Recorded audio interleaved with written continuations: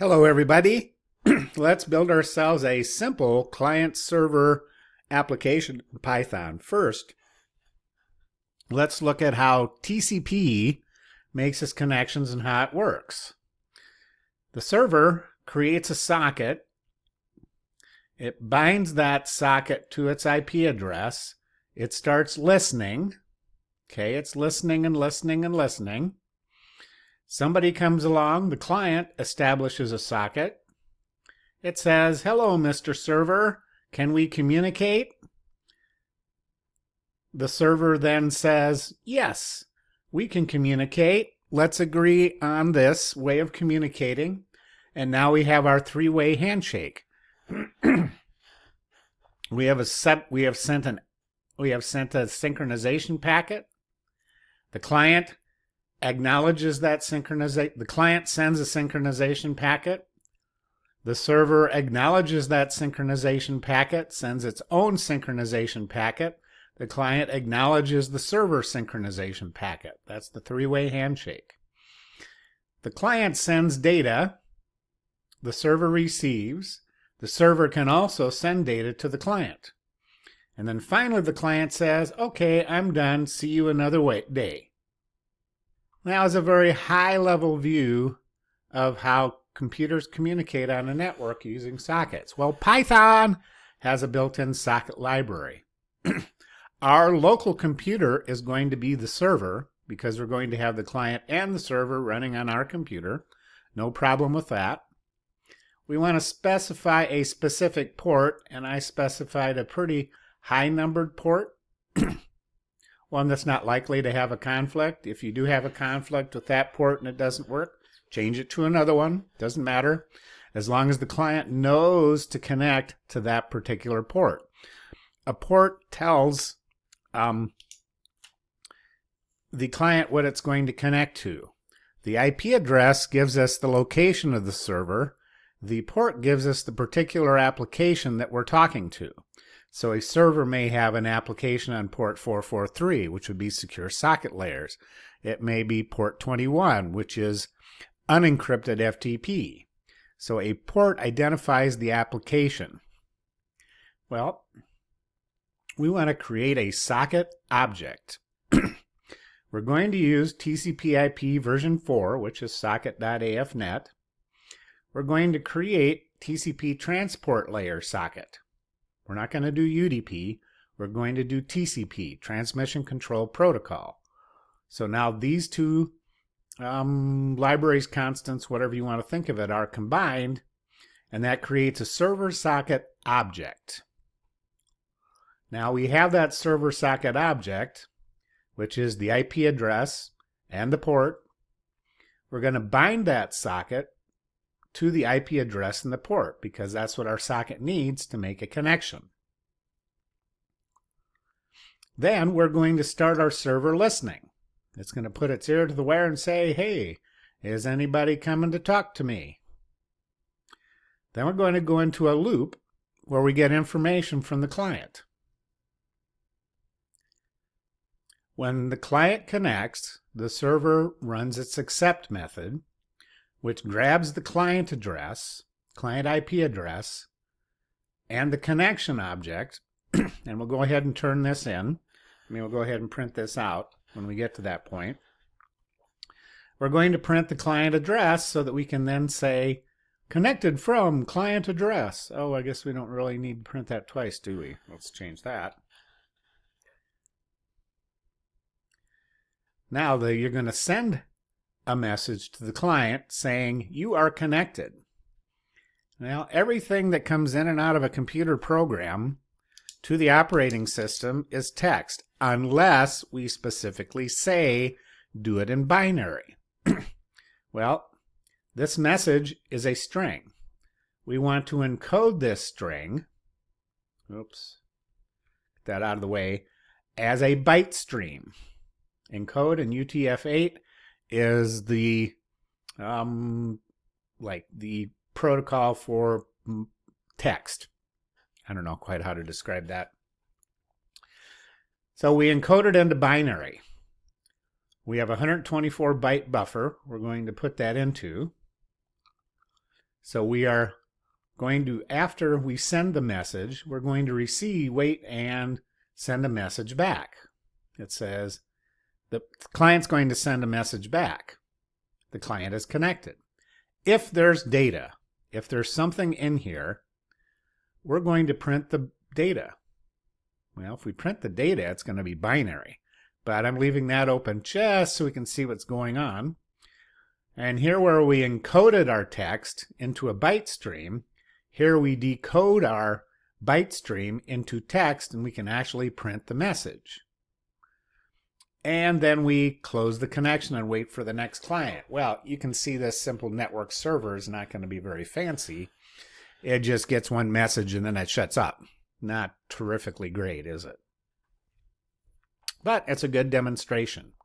So let's take a look at the client end. The client end uses the same thing. We need our socket library. We need the server IP. Well, the server IP is the local host address of the same computer. If you want to connect to another computer, you would set this to the IP address of the other computer. We're going to run both on the same computer. And we have to specify the destination port that matches the client port. Otherwise, we can't shake hands and have any kind of communication. So we do the same thing on this end, the same socket. We put together our IP address, the socket stream, and we create a client socket. Well, is a client socket any different than a server socket? No, I just gave it a different name. Here is my message I'm going to send to the server. I'm going to say, hello, server, I have connected on port 8081. Just like we did before, we have to encode the string to byte data, or a byte stream. So there's our byte stream. We're going to connect, so this is just getting the message ready. We're going to connect on our server IP into that specific port, which the server is listening on these guys. Then we send the byte stream. We print the message to confirm transmission. Well, I don't know how that confirms transmission. It just prints the message. We're going to wait for a second, and then we're going to close the socket.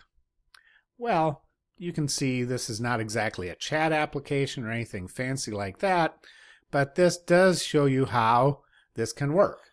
Now, I'm in Visual Studio Code, and you can't run two programs from this guy, but you can run more than one terminal. So if you go right here, oops, we want to get the server started first. If you go right here in front of the green guy, we can run this Python in its own dedicated terminal. So we're running the server program first. And, it wants me to allow access. Yes, I probably do need to allow access, Mr. Windows. So now our server, right, our network server's waiting on port 881 for communication from the client. Let's go over here to the network client, and we can run the network client normally, or we can run it in its own dedicated terminal. So now we have two terminals, right? Ooh, that happened fast, didn't it? So, hello server, I've connected in port 8081. Well, let's see if the server got the message. Yeah, we're listening for the socket port. Oh my goodness. Look at this connection information. This is the local address, 8081. This is the remote address. The remote address, notice that this port is 8081. The remote address is my client. Look at this business, 29154. When a client connects to a server, it makes a connection to 8081. It makes its own random port on its client end, because the client end port doesn't care. I mean, the client port doesn't matter.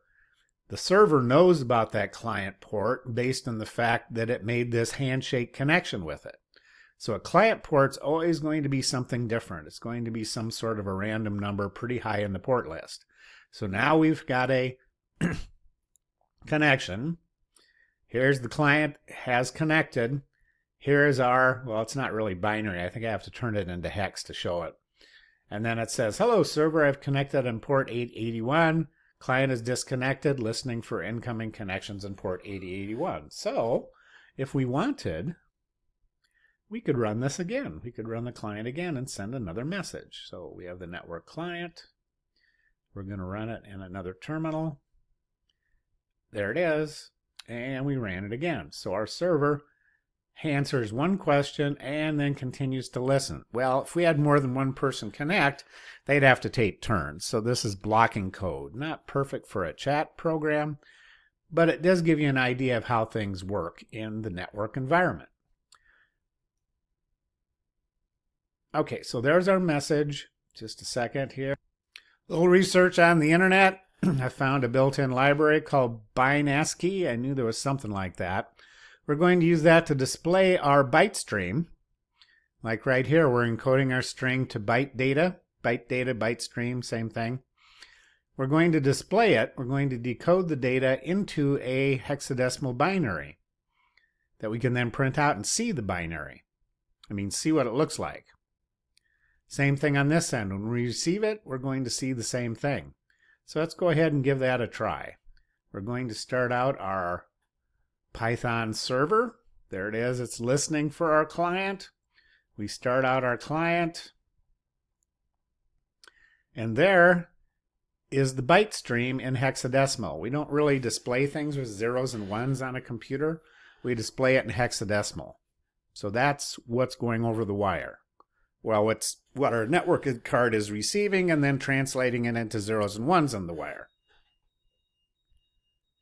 And if we look over here, we see it's the same thing on each end. So there's a little education on, and notice here, I have a different port this time. Every time I connect, I have a random, what I think is called ephemeral port, meaning it's never going to be the same. The server knows that I'm coming from that port because I've made my three-way handshake. Regardless, you now have built your own little client server, which you can run over a network. Oh, by the way, we represent binary and hexadecimal numbers. Hexadecimal is base 16 because if we represented binary in zeros and ones, this screen would be filled up and filled up and filled up and filled up and filled up. So it'd be huge if we had zeros and ones. So the convention has been to use on computer operating systems to use hexadecimal. Fun fact.